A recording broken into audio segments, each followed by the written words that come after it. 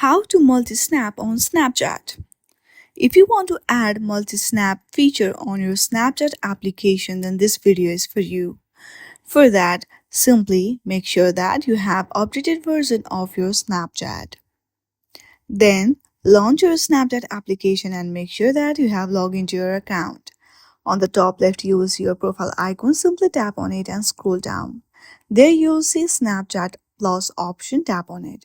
Now, if you see all of this feature, then there used to be multi-snap on Snapchat.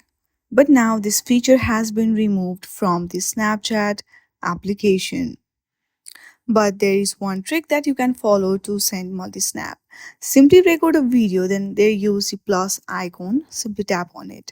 And then again record or click a snap, then send it. In this way, you can easily do multi-snap on Snapchat. I hope you like this video. If you like this video, then please do not forget to like and subscribe to our channel. Thank you for watching.